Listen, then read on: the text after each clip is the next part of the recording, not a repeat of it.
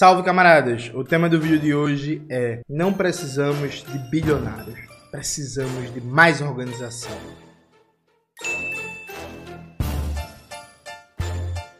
Antes de começar propriamente o tema do vídeo do canal, eu quero muito agradecer a você que ajuda a manter e melhorar nosso canal a partir do Apoia-se. Seu apoio é fundamental para a gente continuar o nosso trabalho. Se preferir o Pix, está aparecendo aqui como QR Code na tela do vídeo. Note, nos últimos dias teve um vídeo de Humberto que circulou muito. O título do vídeo de Humberto é: temos que admitir, a esquerda perdeu.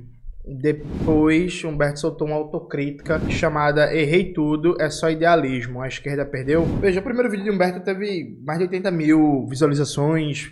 A última vez que eu vi tava com quase 4 mil comentários e tal. Esse vídeo, de quase uma hora, Humberto faz uma digressão sobre uma porrada de temas. Ele começa falando sobre o desenvolvimento capitalista, sobre o capitalismo ter aprendido com as experiências revolucionárias, sobre Marx e Engels terem produzido sua obra muito cedo, etc, etc, etc, etc, etc. Ele dá uma introdução, um preâmbulo de quase 30 minutos para entrar no ponto central. Quando ele entra no ponto central, ele divide em 3 partes. Ele fala primeiro sobre a questão do que ele chama de movimento de minorias e como esse movimento de minorias, né, mulheres, população negra, LGBT, a despeito do social-liberalismo, que é muito forte, teria um potencial importante na conjuntura atual. Não discordo da conclusão de Humberto, mas eu discordo do motivo que ele chega na conclusão e dos próprios termos de debate que ele usa. Depois ele fala da importância de disputar a classe média e por aí vai. E depois Humberto entra na questão central, que é a questão da comunicação na internet, e aí onde Humberto faz a famosa afirmação polêmica que a esquerda precisa de bilionário, precisamos ter um bilionário. Aí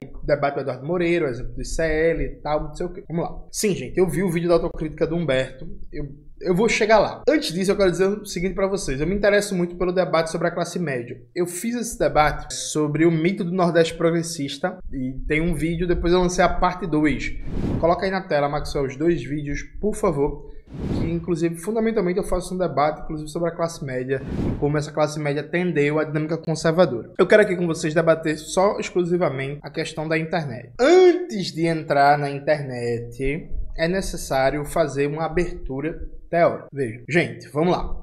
Um pouco de história. Quando surge o movimento operário, por exemplo, na época de Marx e Engels, quando foi lançado o Manifesto do Partido Comunista, em 1848, você tinha uma comunicação que era fundamentalmente baseada no papel. Fundamentalmente baseada no papel. Então, a comunicação era panfleto, era folheto, era jornal, era livro. Claro que você tinha outras formas de comunicação, mas o papel era a tecnologia dominante na comunicação. Então, não era impossível que um partido operário criasse um jornal e rivalizasse em termos técnicos, presta atenção, em termos técnicos, com os jornais da burguesia. Na Europa Ocidental, particularmente na França, na Bélgica, no que vai se constituir como a Alemanha, na Inglaterra, a grande questão para impedir, inclusive, a capacidade comunicativa das organizações operárias era a proibição política. Ou seja, partidos socialistas, por muito tempo, como o Partido Social Democrata Alemão, tem esse nome, mas na época era um partido socialista, marxista, influência marxista e tal. Foi proibido por muitos anos. Na França, no século XIX, boa parte do século XIX, os sindicatos eram proibidos. Na Bélgica, os sindicatos e os partidos operários também eram proibidos, reprimidos. Toda a greve, quase todo protesto terminava com algum operário morto, assassinado pela polícia, preso. Grevistas eram capturados e mandados para colônias na Austrália, na América do Sul, ou colônias ou países recém-independentes. Ó, vai embora, tal. Em África, era muito comum, por exemplo, a França pegar grevistas, pegar militantes e enviar como prisioneiros para Argélia e para outras colônias e por aí vai. Então, durante boa parte do século XIX, do ponto de vista comunicacional, o papel dominava, não era caro e não era tecnicamente muito complexo um partido operário estabelecer um jornal ou uma editora para publicar seus livros. A garantia da supremacia comunicacional da burguesia, além da maior disponibilidade de capital, de escala de circulação de jornal, era a garantia de repressão política, né? Que a circulação do jornal operário, a organização do jornal operário ia ser barrada ao máximo possível. Na virada do século XIX para o século XX, gente, vai surgindo novos meios de comunicação que são simplesmente impossíveis da classe trabalhadora ter antes de chegar ao poder. Veja, antes de chegar ao poder é impossível a classe trabalhadora de qualquer país capitalista ter em massa emissoras de TV, emissoras de rádio, uma produção em escala significativa de cinema, né? O desenvolvimento do rádio, posteriormente do cinema, depois da televisão, trouxe a comunicação para uma outra escala. Gente, quando surgiu o rádio, quando a BBC foi criada, o debate na Europa era que o diretor da BBC seria o homem mais poderoso do mundo, porque de repente ele teria o poder de entrar na casa das pessoas a partir das ondas de rádio e falar diretamente com todas as pessoas da Inglaterra, né? O rádio foi uma revolução na comunicação e na política. Vale lembrar, por exemplo, o uso do rádio por Franklin Delano Roosevelt e aqui no Brasil por Getúlio Vargas, que transformou totalmente a maneira como se fazia política e propaganda de massas. Nada era mais eficiente. Uma propaganda operária chegava a tantos milhões de brasileiros como Getúlio Vargas, por exemplo, falando no rádio diretamente, sabe? Enfim, é isso. E aí, vejam, isso é um fato dado desde a virada do século XIX para o século XX, que a burguesia vai ter um poder comunicacional maior que a classe trabalhadora. Isso é um fato dado no capitalismo. Fato dado. Não tem o que fazer. A gente nunca, antes da conquista do poder, vai ter capacidade de alcançar mais pessoas do que uma Rede Globo. É isso. É isso. A gente nunca vai ter capacidade de alcançar mais pessoas via rádio do que uma CBN, sabe? A gente não vai conseguir suplantar a produção da indústria cultural cinematográfica de séries da indústria cultural hollywoodiana. Isso é um fato dado. Vendo a revolução comunicacional provocada pelo rádio e um pouco mais depois pelo cinema, quando Lane desenvolve sua teoria organizativa, o pressuposto de Lane é todos os desenvolvimentos tecnológicos produzidos do final do século XIX para o começo do século XX, inclusive desenvolvimentos tecnológicos militares. Tem um famoso prefácio de Engels, As Lutas de Classe, na França, em que Engels faz um debate que a era de barricadas acabou, porque o desenvolvimento da tecnologia militar faz com que hoje na época, né, final do século XIX, já não fosse mais possível do ponto de vista técnico-militar um combate frontal entre um exército entre aspas, né, operário em barricadas e o exército burguês, que a dinâmica da guerra mudou. Então, quando Lenin diz que o proletariado não tem nenhuma arma a não ser a sua organização, faz todo o debate sobre teoria da organização, ele está partindo de um pressuposto de que o desenvolvimento do capitalismo monopolista e a revolução tecnológica do final do século XIX para o começo do século XX criou tal capacidade armamentista, comunicacional, produtiva para a burguesia, que para fazer frente a isso, só com a organização de um partido revolucionário de vanguarda que vai conseguir criar as condições a partir da organização da classe trabalhadora para fazer frente a esse poder da burguesia. Dado que a classe trabalhadora, diferente da época de ascensão histórica da burguesia, ela não tem como ser classe economicamente dominante antes de tomar o poder. Porque isso é fundamental. Veja, aqui vamos tirar o espantalho da sala. Gente, é verdade que falta muito para as esquerdas melhorarem no uso das internet, na comunicação digital. Veja, isso é fato inegável. Mas, mesmo que a gente melhore muito, mesmo que a gente fique foda, a gente não vai superar nunca no capitalismo a direita. Sabe? É isso, é isso. Do mesmo jeito que se a gente tivesse uma estrutura comunicacional fodida, profissional, séria, atuante pra caralho, assim, a gente não ia conseguir suplantar o poder comunicativo da Rede Globo, sabe? Então, a revolução, a conquista da hegemonia proletária, não depende da gente, em termos de escala, conseguir comunicar mais do que a mídia burguesa, seja escrita, seja televisiva, seja radiofônica, seja digital. Não é disso que se trata, perfeito? Agora vamos aqui pro debate. Veja, Humberto está correto quando ele diz que a gente está perdendo na internet, né? Aí tem o fato concreto que é as esquerdas brasileiras, de maneira geral, demoraram muito para entender a importância da internet como um elemento de agitação e propaganda. Demoraram muito porque os partidos políticos da chamada esquerda radical, e aí penso, né, nos que estão aí há muito tempo, o PCB, o PCR, o PSTU, as organizações trotskistas que estão ali no PSOL, ou que estavam no PSOL, alguns saíram recentemente, outras organizações políticas, sempre ficaram no modelo muito tradicional de um jornal pouco atrativo, e demoraram muito para fazer um trabalho sério e sistemático na internet. Os partidos reformistas ou social-liberais com muito mais dinheiro, estrutura parlamentar também demoraram muito e alguns inclusive até hoje não ligam para isso. Então o PCdoB, aliás, dos partidos reformistas social-liberais, o PCdoB talvez seja o que primeiro acordou para o uso da internet, ainda que um uso muito mais, como é que eu posso dizer, acadêmico, de material de formação, de gravar formação de livros, de ter um canal no YouTube que está transmitindo suas formações, suas aulas e por aí vai. Mas enfim, de maneira geral, esses partidos também não deram atenção para isso. E, por exemplo, se a gente retrocede no tempo, 10 anos atrás, não existia um ecossistema de esquerda na internet, com exceção da chamada blogosfera petista, né? Um conjunto de blogs, de sites ligados ao PT. De maneira geral, nós demoramos muito tempo. Se a gente fosse rigoroso mesmo, um ecossistema muito pequeno e muito precário de canais, por exemplo, marxistas no YouTube, ele surge basicamente há 5, 6 anos.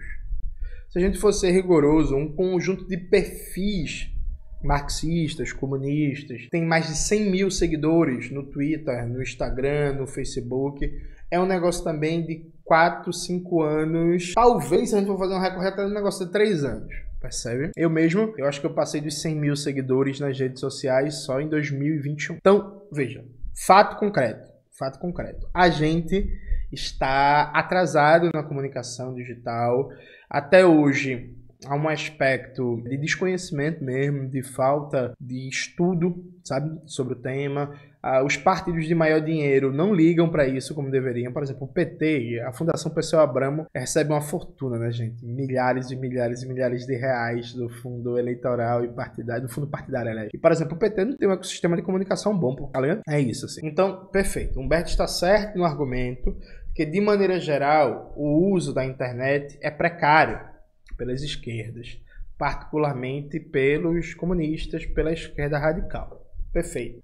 Então, precisa melhorar? Precisa. E aqui preste atenção. Não vá, mas João, você está negando que precisa melhorar? Não, pô. Eu falei umas 5 vezes que sim, é aquém do necessário, sim, é muito precário, sim, precisa melhorar a criação de mais canais, de mais páginas, de mais instrumentos de comunicação, precisa melhorar a estética, precisa melhorar a qualidade de captação, de imagem, de som, precisa melhorar quase tudo. Não estou negando isso. E o argumento central é outro, é que a gente está perdendo na internet. Não é porque a extrema-direita tem mais dinheiro. Não é por causa disso. É fundamentalmente por causa de organização. E aí, vamos começar a trabalhar alguns dados básicos que eu tenho quase certeza que você nunca pensou nisso. Presta atenção. Juntando meu canal, canal de Humberto, canal do Gustavo Gaiofato, canal de Ian Neves, canal de Laura Sabina, canal dos Chavoso da USP, canal do João Carvalho e etc, o canal de Rita Von Hutt, a gente tem um público de mais ou menos, e eu digo mais ou menos porque não dá para saber isso com precisão, porque, por exemplo, pessoas que me assistem também assistem ao Gustavo. Então, por exemplo, eu sei minha média de público mensal, 1 milhão de pessoas assistem o meu canal por mês, em média. Só que não sei quantos desses 1 milhão também assiste do Gustavo. Eu imagino, não perguntei ao Gustavo, mas a média de acesso dos vídeos dele, que ele deve ter entre 5 e 6 milhões de acesso de público por mês. E aí muitos que me assistem também assistem Gustavo, muitos que assistem Gustavo também assistem Rita, muitos que assistem Rita também assistem João e Gustavo. Então é muito difícil precisar o quanto esses milhões de acessos representam milhões de pessoas, indivíduos. Mas considerando uma olhada média sobre os canais, e eu olho todos com alguma regularidade, eu arriscaria dizer que hoje no Brasil há um público consumidor de conteúdo marxista no YouTube que varia entre algo, média, de 4 a 7 milhões de pessoas. Eu arrisco a dizer que varia de 4 a 7 milhões de pessoas. E aí é muito fácil fazer essa variação pela escala, né? Eu, Humberto e João, a gente tem uma média de acesso muito parecida. Gustavo e Ian estão num patamar acima do número de acessos, percebe? Rita Von Hutt está num patamar um pouquinho acima. Quando você pega o público médio de Rita, o público médio de Gustavo, Ian, meu público médio, o público médio de Humberto, de João Carvalho, de Laura Sabino, de Chavoso da USP, fazendo uma escalazinha, uma conta fácil, você vai chegar mais ou menos nisso, né? De 4 a 7 milhões de pessoas, talvez até 8 milhões de pessoas. Então, veja, a gente já chega numa parcela significativa da população brasileira. Muito significativa. Alguém pode dizer assim, Jones, mas 7, 8 milhões, 6 milhões é pouco porque o Brasil tem mais de 200 milhões de habitantes. Eu concordo, meu querido, mas meu argumento é outro. Vamos lá. Se a gente conseguisse organizar 10%, 10% é muito, 5% dessas pessoas. 5% dessas pessoas. Vamos imaginar 4 milhões, né? 4 milhões. Vamos imaginar o menor número da escala que eu estou propondo aqui para vocês. Vamos imaginar que a gente consiga organizar, que consegue se transformar em militante comunista, lutadora pela Revolução Brasileira, 5% de 4 milhões. Se minhas contas não estiverem erradas, isso dá 200 mil pessoas. Gente, se tivesse 200 mil comunistas organizados no Brasil inteiro, a conjuntura brasileira seria outro, o pau estaria comendo e o bicho estaria pegando, sabe? O pau estaria comendo e o bicho estaria pegando. Só para vocês terem uma ideia do que isso significa, no Brasil, nos anos 50 e 60, quando o PCB e o antigo PTB disputavam ali o movimento operário e popular, comunistas e trabalhistas, você juntava o número de militantes comunistas e de militantes trabalhistas no Brasil, à época, o país tinha mais ou menos 120, 130 milhões de habitantes, não dava 200 mil pessoas.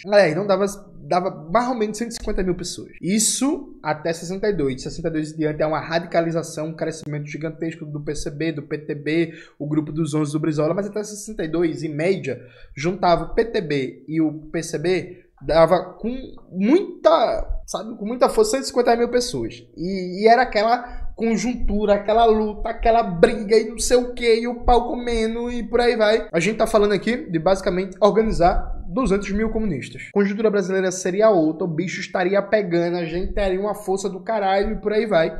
Isso não acontece. Se você juntar todas as organizações comunistas do Brasil, você pega o PCB, você pega o PCR/P, você pega a Consulta Popular, pega os maoístas, os prestistas, seguidores de Luiz Carlos Prestes, os trotskistas, não sei o que, etc, etc, etc. Não dá 100 mil. Não dá 100 mil, sabe? Não dá 100 mil. E aí, por que eu falo isso? Veja, a gente tem um potencial comunicativo que é infinitamente maior do que a capacidade da gente se organizar. Então, eu já falei isso, inclusive alguns camaradas não gostaram, e aí depois eu fiz uma autocrítica, falei que eu errei pontos do vídeo e tal, mas tem um ponto ali que tá correto, que a gente tem mais público no sentido de assistir passivamente o conteúdo, como se fosse uma série, como se fosse uma televisão, como se fosse alguma coisa, do que a capacidade de usar esses espaços como formação política e forjar militantes. Claro que forjar militante não depende de mim aqui atrás da câmera, né? Depende de uma organização no mundo real que vai transformar o conhecimento marxista facilitado a partir do canal em dinâmica organizativa. Mas fato concreto é que a gente tem a capacidade comunicativa do marxismo de diversas vertentes, diversas formas, porque são diversos canais, diversas pessoas, na capacidade de milhões, e a gente está bem longe de ter 500 mil de comunistas organizados. Qual é o fator central aqui? A gente tem um problema organizativo sério. Você que tentou entrar numa organização comunista, revolucionária, provavelmente você tem algum relato da dificuldade de se organizar, do parto que foi conseguir ser recrutado, conseguir militar. E aí eu digo isso, gente, porque, veja, Humberto no vídeo dele teve um momento que ele falou assim, a internet é isso mesmo, a internet é entretenimento, a internet você tem que rir, você tem que surfar na dinâmica algorítmica. Veja, mais ou menos, eu discordo disso. Isso é bom para formar público. Mas veja, é formar público a questão, sabe? É formar público a questão? Depende. Aqui o debate é mais complexo, porque veja, a gente já tem um público muito maior do que a nossa capacidade de organizar e nossa influência na conjuntura concreta. Então presta atenção. A gente tem um público na casa dos milhões. Isso se reflete, por exemplo, na eleição burguesa? Na última eleição burguesa não se refletiu. Nenhum dos candidatos comunistas teve mais de 60 mil votos para presidente. No plano de governador, no plano de senador, teve até votações muito importantes. A Vivi Mendes, por exemplo, em São Paulo, teve uma votação espetacular. né? Acho que foi uns 300 ou mais de 250 mil votos, foi alguma coisa assim, não vou parar para pesquisar agora não, mas foi uma votação muito boa, muito substantiva. Eu tive uma votação legal em Pernambuco, Gabriel Colombo deu uma votação muito boa em São Paulo, mas isso não se reflete no eleitoral, isso não se reflete na organização de base, isso não se reflete nos movimentos de massa, isso não se reflete na pressão na institucionalidade burguesa, isso inclusive não está nem sequer se refletindo no próprio debate público, porque, por exemplo, a gente tem um público que está circulando entre 4 e 7 ou 8 milhões de pessoas e, por exemplo, a gente não consegue pautar uma corrente de opinião forte contra aberrações como o novo teto de gasto. Qual é a questão central para mim? Sim, a gente precisa melhorar comunicação, a gente precisa profissionalizar, a gente precisa ter um trabalho mais sério na internet, a gente precisa ganhar escala no trabalho de comunicação, escala passa por dinheiro, escala passa por finanças, mas nossa questão não é ter um apoio de um bilionário, porque na autocrítica do Humberto, o Humberto falou assim, ah não, acho que eu fui idealista, porque um bilionário vai apoiar a gente. Assim, a questão não é essa. O bilionário pode até despejar dinheiro. A questão é outra. A gente vai ter mais dinheiro pra quê? Pra formar mais público. Mais público, sabe? E aí, gente, veja. Eu vou dizer uma coisa que pode chocar algumas pessoas. Sabe? Eu vou dizer uma coisa que pode chocar algumas pessoas. Mas, às vezes, parece que o MBL está mais avançado que a gente. O MBL fez a transição da internet para movimentos de rua. Aqueles Zé Bostinha começaram na internet, depois foram para a institucionalidade. Da institucionalidade, montaram uma infraestrutura boa de dinheiro, de recursos.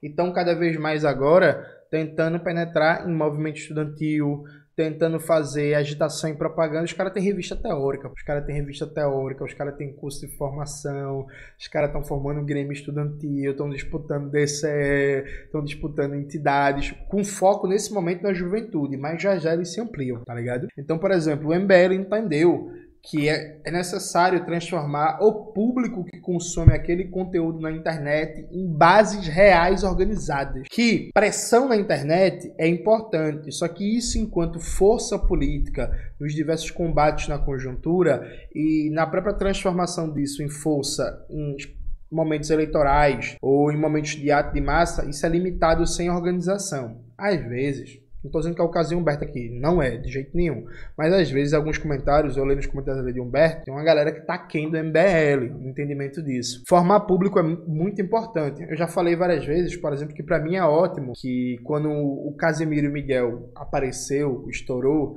para mim era fantástico que o grande cara da internet brasileira fosse um cara progressista, um cara de boa, um cara que não é imbecil como o Casimiro, do que o Monark. Formar mais público é importante, ter um senso comum marxista circulando é importante. É massa, eu não acho ruim que as pessoas consumam um canal comunista no YouTube como se fosse um programa de entretenimento, né? Tá comendo, tá lavando roupa, tá lavando os pratos, tá tomando banho, tá dando uma hidratação no cabelo, botou um canal marxista no YouTube e tá consumindo ali, tá se formando um senso comum no sentido de Gramsci, um senso comum marxista. Mas veja, não é isso que muda a conjuntura, não é isso que vai transformar a relação de forças entre as classes. Dado que, e eu falei isso ontem no meu vídeo, e pelo que eu pude ver nos comentários, no meu vídeo sobre a eleição no México, coloquei na tela, Maxel, algumas pessoas não entenderam. Gente, existe um elemento de validação social da informação que circula na internet, percebe? Então veja, tal informação, seja fake news ou não, ela tem mais efetividade de acordo com o seu meio que está validando ou não aquela informação. Sabe? Então, se por exemplo, aí vamos começar do básico, vamos começar com o exemplo da televisão. E, gente, nos anos 60, 70, 80, 90, a Rede Globo, ela chegava a mais de 90% dos lares brasileiros. Era o maior aparelho de comunicação do Brasil inteiro. A despeito disso, por exemplo, a Rede Globo quase perdeu a eleição de 89. Aliás, se você junta os votos do Collor não, os votos do Lula, do Brizola e do Mário Covas e do Roberto Freire, a maioria do povo brasileiro votou em candidatos de esquerda ou centro-esquerda. Vamos considerar, o Roberto Freire, à época, não tinha se mostrado canalha tão grande que se mostrou depois. O Mário Covas, centro-esquerda. A maioria da população brasileira votou em candidatos de esquerda, né, com o Mário Covas, centro-esquerda, no primeiro turno. Mesmo a Globo dizendo dia sim, dia não, que o cara era Collor, e neoliberalismo, e não sei o que, e por aí vai. Se a gente tiver uma teoria da informação da recepção da informação passiva, de que basta o emissor transmitir a informação e ela vai grudar como se fosse um chiclete ou um vírus, a gente nunca vai conseguir explicar fatos como esse. Como é que a Rede Globo de televisão, por exemplo, na eleição de 89, uma emissora que chegava a mais de 90% dos lares brasileiros, passou o ano inteiro fazendo campanha para Fernando Collor de Mello, e no primeiro turno a maioria da população brasileira votou em candidatos de esquerda e não no Fernando Collor. Ainda que ele decompondo os votos, né, teve uma votação muito boa e no final do segundo turno ganhou a eleição. Por que isso aconteceu, gente? Porque a informação transmitida para o receptor, ela passa por uma série de elementos para ser processada, para ser assimilada como verdade ou não. E aí vem várias questões, né, das dimensões de raça, de gênero, de classe, de ambiente urbano, de ambiente rural, de dinâmicas organizativas, etc, etc, etc, etc. Fato concreto é que, dentre os vários elementos que explicam como um receptor processa aquela mensagem, um deles é o fator de organização política que está ali colocado.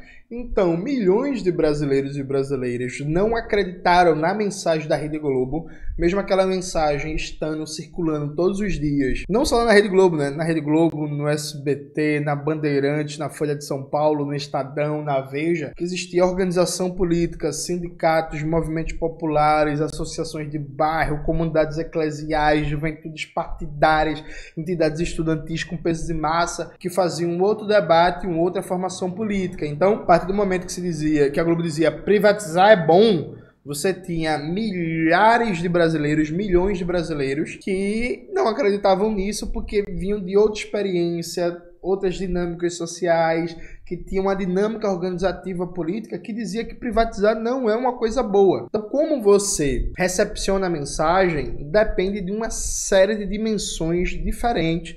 E não é verdade que a intencionalidade do que você produziu enquanto mensagem, ela vai chegar ao receptor final necessariamente como você gostaria. Pode ser que não, por uma série de fatores. Para a internet, há mudanças importantes. Eu não vou tentar entrar aqui num debate ultra complexo sobre teoria da comunicação na área da internet, porque você tem um volume de informações, uma diversificação de fontes, você tem uma dinâmica diferente na era da internet, né, com a própria governança algorítmica, né, dado que o papel do sujeito receptor da mensagem, da informação é muito diferente, porque agora não é que você que está com controle selecionando que canal você quer assistir.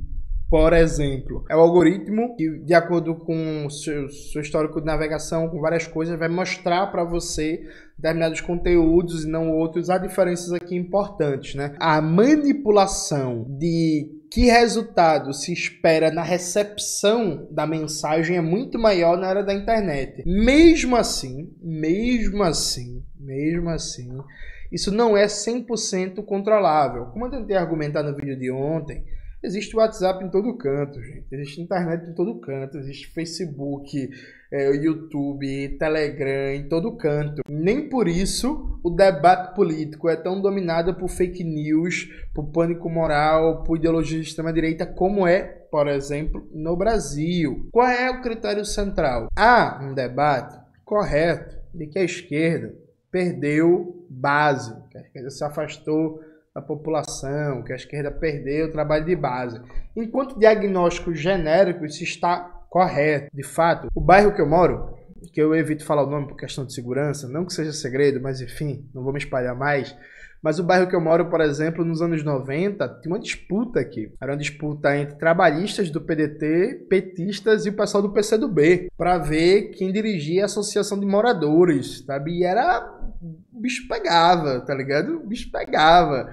Cada um querendo fazer suas atividades, fazendo suas paradas e tal e tal. Isso não existe mais, por exemplo. Nenhum morador ou moradora do meu bairro vai ter uma experiência político-partidária a partir da vivência do bairro. Normalmente vai ter fora do bairro. Tem experiências no centro de Recife, a partir do movimento negro, movimento feminista, movimento estudantil, etc e tal. Mas não no bairro. No bairro em si, tem muito coletivo de cultura, tem muito, sabe, bagulho ligados a questões específica, mas assim, disputa político-partidária, disputa ideológica, formação política, partido, organização, disputando programa, estratégia, tentando organizar comissão de bairro, isso não existe mais, isso é uma tendência no Brasil. Há sim um esvaziamento organizativo da classe trabalhadora. Como é também pão comido, esse esvaziamento organizativo ele foi compensado, né, por dinâmicas organizativas ligadas à religião neopentecostal. De novo, não estou homogeneizando, dizendo que todas as igrejas são iguais e por aí vai. Mas fato concreto é que você tem um crescimento das igrejas neopentecostais como principal aparelho ideológico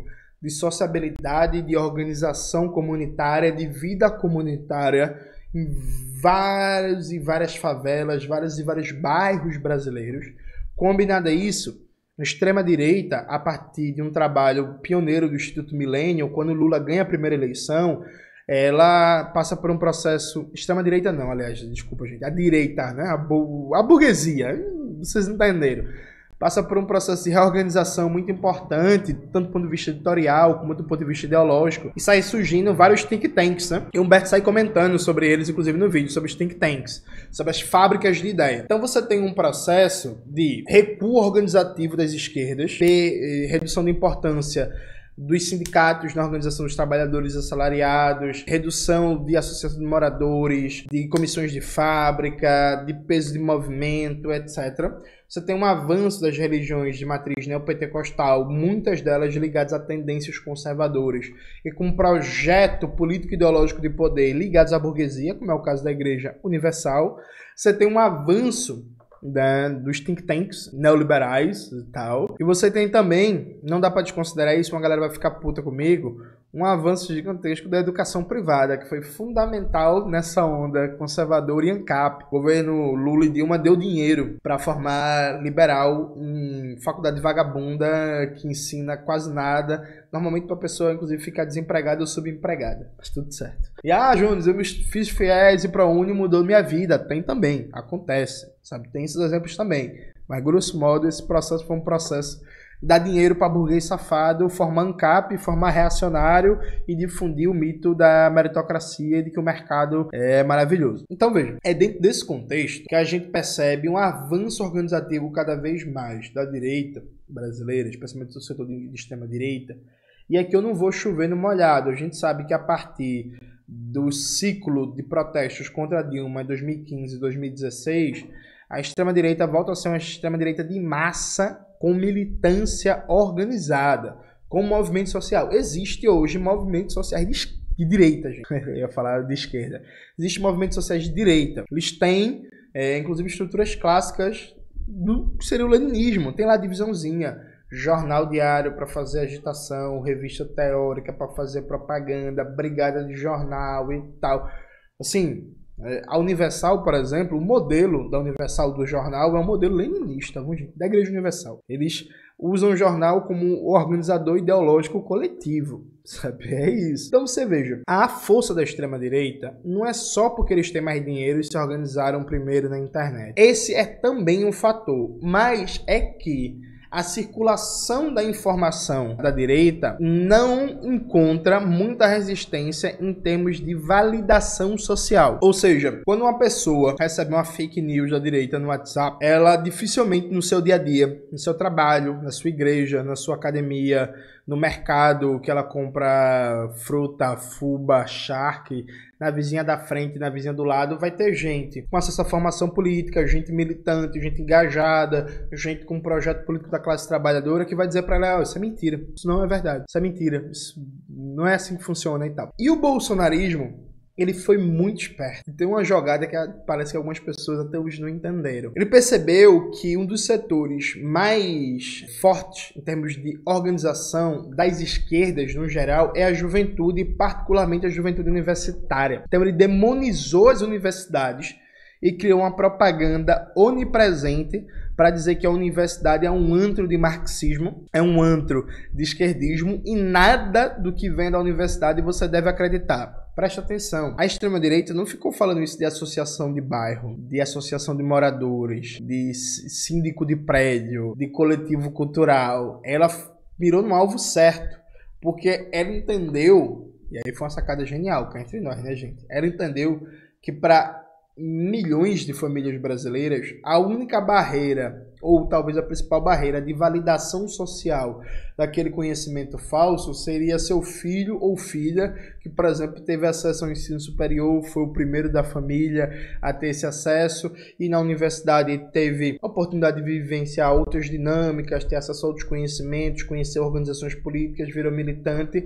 Então você invalida a opinião daquela pessoa a partir do discurso de que toda a universidade é um antro de marxismo e por aí vai, sabe? Então você quebra a resistência que teria no seio daquela família trabalhadora, né, da pessoa que seria o questionador, a questionadora daquela fake news, que teria uma autoridade moral, uma autoridade afetiva, uma proximidade pessoal para dizer assim: minha mãe, meu pai, meu tio, minha tia, isso aqui não é verdade, isso aqui é falso, isso aqui é mentira, isso aqui não é assim, o senhor, a senhora está pensando errado e por aí vai. Eu quero dizer com tudo isso, a questão central pra gente não é dinheiro, não é ter um bilionário, a questão central pra gente é ter organização, porque é da organização que a gente consegue ter escala para crescer nossa agitação e propaganda da internet, é da organização que a gente consegue, inclusive, fazer mais finanças, ter mais dinheiro, sabendo que a gente nunca vai ser bilionário, né? Isso não existe.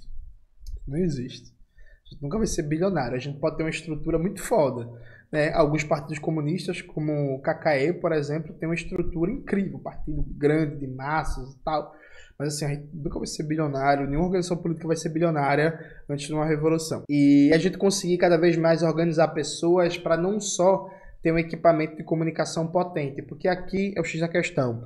A gente precisa cada vez mais ter capilaridade social para ter validação social do conhecimento. Veja, gente, eu posso chegar em algum momento do meu canal e ter um público de 10 milhões de pessoas por mês, sabe? Porra do caralho, né? 10 milhões de pessoas, sabe? Vai ser muito foda, né? Tá. Isso vai fazer bem pouca diferença na conjuntura brasileira. Mesmo se eu tivesse um público de 10 milhões de pessoas. Vamos imaginar que acontece alguma coisa mirabolante, sei lá, Madonna, Cristiano Ronaldo, Messi, Beyoncé, quem mais é muito famoso? Sei lá, Michael B. Jordan. Essa galera assim, olha assim, vai dizer assim: meu irmão, vamos ajudar os comunas do Brasil. Aí eles começam a divulgar meu canal, o do Ian, do Gustavo, do Humberto, do João, da Rita e tal. Aí a gente chegou a um público, pô, o Brasil todo viu a propaganda de Cristiano Ronaldo, de Madonna, não sei o que. A gente chegou a um público de 100 milhões de pessoas. Porra, 100 milhões de pessoas por mês. 100 milhões de pessoas estão consumindo conteúdo da internet por mês. Sabe o que isso vai fazer do ponto de vista político? Isso vai dar pra gente uma força maior de um senso comum marxista. Provavelmente vai ter uma influência significativa nas artes, na cultura, no mundo acadêmico. Vai facilitar um pouco a criação de militantes aqui e ali. Provavelmente as organizações vão crescer sua escala de recrutamento. Uma organização que recruta, sei lá, 50 pessoas a cada 3 meses, vai passar a recrutar 150, 200, 300, mas fundamentalmente na conjuntura não vai mudar, porque hoje a gente tem pouca capacidade organizativa, sabe? Então assim, o grande problema, a meu ver, é organizacional. Há um crescimento muito maior da influência da propaganda marxista do que da capacidade organizativa dos marxistas. E aí eu acho curioso, porque Humberto não percebe isso, porque Humberto é prova viva desse argumento. Veja, porque ele está navegando as redes do Humberto, o canal dele chegou a 200 mil inscritos, parabéns inclusive, Humberto. Bateu uma salva de palma aqui pro profissional. E aí ele falou que estava no melhor momento do canal dele e tal. Veja, Humberto tem canal há muito tempo, né? Canal no YouTube, é um dos mais antigos, né? Humberto é quase o nosso avô de nós todos, na internet. E aí, alguém pode dizer assim: não, Jonas, mas o canal de Humberto mudou porque tá crescendo muito mais, porque Humberto começou a fazer react. Não é verdade, Humberto faz react há um bom tempo. Ele mesmo falou que o canal dele tá no melhor momento nesse ano. É por quê? Porque Humberto se organizou na Soberana. Veja, um modelo organizativo bem simples. Mas Humberto se organizou na Soberana. Aquilo centraliza milhares de usuários, né? Há uma identificação de grupo, há ali um coletivo, há um processo de circulação entre os membros da Soberana, né? Quem é da Soberana, por exemplo, vai dar moral para seus comunicadores, seus membros, né? Então vai lá assistir, vai compartilhar, vai divulgar, vai estar nos fóruns, vai estar fazendo as paradas e tal. Humberto conseguiu dar um salto da capacidade de comunicação, não foi porque o Humberto ficou mais simpático, mais carismático, porque o Humberto começou a fazer react, porque ele atrelou a produção de comunicação dele a uma dinâmica organizativa que antes ele não tinha. E simplesmente isso foi suficiente para Humberto II, ele mesmo, viver o melhor ano da vida dele enquanto youtuber em termos de repercussão, de acesso, de crescimento de inscritos, sabe? Então assim, essa tarefa central que a gente precisa avançar na organização. O grande problema imediato da esquerda brasileira é organizacional. É organizacional. Hoje a gente não consegue dar conta de todo mundo que quer se organizar. Algumas organizações, inclusive, nem sequer conseguem dar tarefa militante para todo mundo que chega para se organizar, sabe? Eu recebo vários relatos, da minha ex-organização, de gente que fala assim, ó, Jonas, porra, fui procurar tal organização, me integrei, porra, não acontece nada, não tem tarefa, não tem ação e tal. A gente não só não consegue recrutar todo mundo que pode se tornar militante ou que quer se tornar militante, como a gente não consegue nem sequer dar tarefa para todo mundo que é militante. E aí há aqui um processo concomitante e casado, que é profissionalizar, melhorar, ampliar a comunicação digital e ampliar o trabalho de base, o trabalho de massas para criar elementos de validação social que vão potencializar a circulação desse conteúdo digital e vão ser barreiras, inclusive, para a propagação da extrema-direita. Porque eu garanto a você, gente, se você tiver um bairro do Rio de Janeiro, de São Paulo, de Porto Alegre, de Floripa, de Manaus, de Belém, de qualquer lugar, se você tiver um bairro, que aquele bairro tenha, vamos imaginar que o bairro tenha 50 mil pessoas, e esse bairro tem 200 militantes organizados que estão ali lutando por creche, lutando por posto de saúde, fazendo uma batalha de hip hop, coletivo de cultura, construindo associação de moradores e não sei o que. Eu garanto a você que a eficácia das pessoas acreditarem nas fake news bolsonaristas cai de maneira substantiva, a despeito da qualidade do trabalho na internet, porque você vai ter pessoas de referência, pessoas que as pessoas conhecem, confiam, acreditam, dizendo assim, não, pô, não é por aí não, vem cá, vamos conversar, a história não é bem assim. Porra, de verdade, assim, às vezes eu fico viajando em algumas coisas, né? A galera que fala assim, não, mas a gente precisa se organizar para desmentir as mentiras bolsonaristas. Gente, vem cá, se chega fake news bolsonarista para todo mundo, nos acampamentos do MST não chega não, é porque o MST não acabou, por exemplo. O MST é uma das principais vítimas da fake news bolsonarista, porque o MST não acabou, sabe? O MST tá aí, né? Outro dia desse eu tava no Ceará, e aí fui num conjunto habitacional, né, uma política de moradia governamental. E aí, não sei se eu vou falar o nome certo, mas acho que é Janguruçu, o nome do conjunto habitacional. E aí tem lá uma ação, uma ocupação do MTST, muito bem organizada e tal. E aí eu conversando com a galera, né? Pô, chega lá também as fake news bolsonaristas, gente. Os moleques têm WhatsApp, os moleques tá nesses fóruns de videogame na internet, vê merda, vê porcaria na internet, mas tem uma organização popular e sólida, né? Respaldada, com apoio de massas, né? Formando militantes, com a comunidade envolvida, no equipamento público que foi entregue lá e que tem gestão direta da comunidade. Tipo, o WhatsApp chega. Aí, Jones, você está minimizando o poder da comunicação. De forma alguma. De forma alguma. O que eu estou dizendo é que o mundo não é uma mera... Preste atenção. O mundo não é um mero vácuo onde a comunicação ditada pela governança algorítmica circula e pega todo mundo como se fosse um vírus. Vou além para vocês. Vejam, os processos de manipulação no Reino Unido, quando o país saiu da União Europeia, ali da Inglaterra saindo da União Europeia, a eleição de Trump, tudo isso se dá num contexto em que tanto a Inglaterra como os Estados Unidos vem decaindo nos últimos 30 anos as dinâmicas organizativas coletivas. Sindicatos partindo base, tendo cada vez menos capacidade de organização, movimento estudantil, movimento de mulheres, partidos políticos, como é o caso do Partido Trabalhista, né, no Reino Unido e tal. Nos Estados Unidos, movimento negro, que acabou tendo um renascimento nos últimos anos, mas também não se compara ao que já foi um dia nos anos 50 e 60. Todos os países em que a extrema-direita avançou com protagonismo de comunicação digital têm como um histórico prévio um enfraquecimento do tecido social organizativo, uma destruição de organizações tradicionais, das esquerdas, como sindicatos e partidos operários, sem que conseguisse surgir algum lugar que suprisse esse vácuo organizativo, percebe? Eu desafio você me dizer que não é verdade, para provar que não. Ah, Jones, esse é o único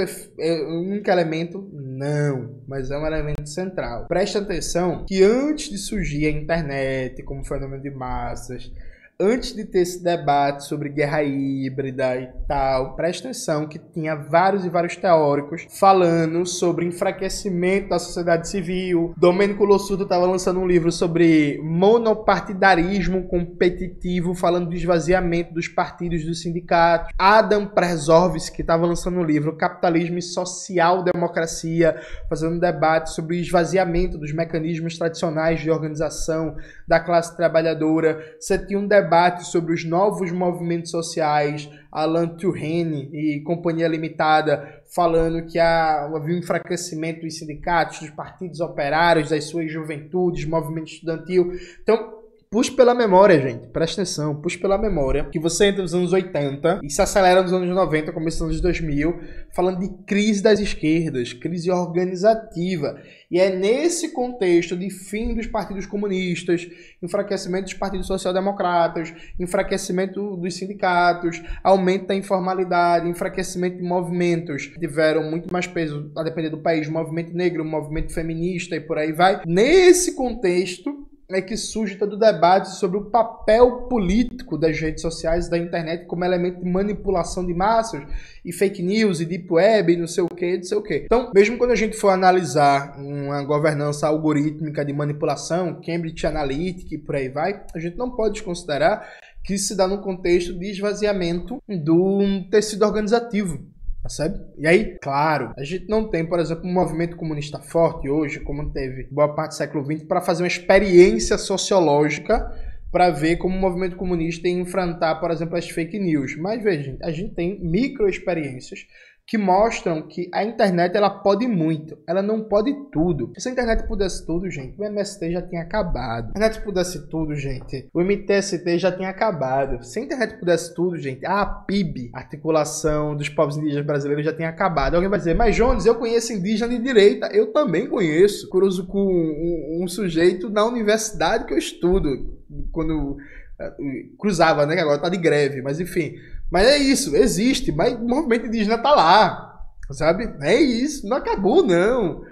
E mesmo com a extrema-direita conseguindo usar muito melhor a internet, por exemplo, ela não consegue pautar todos os debates como ela queria, não. Por exemplo, a gente tá vendo agora esse debate sobre privatização de praias, né? Uma opinião majoritariamente contrária. A gente tem várias pesquisas, gente, presta atenção nisso aqui. A gente tem há anos várias pesquisas que dizem que a maioria da população é contra a privatização, mesmo toda a mídia burguesa defendendo privatização, e mesmo a extrema-direita e a direita sendo mais organizada na internet e defendendo privatização. A maioria da população ainda é contra a privatização, gente.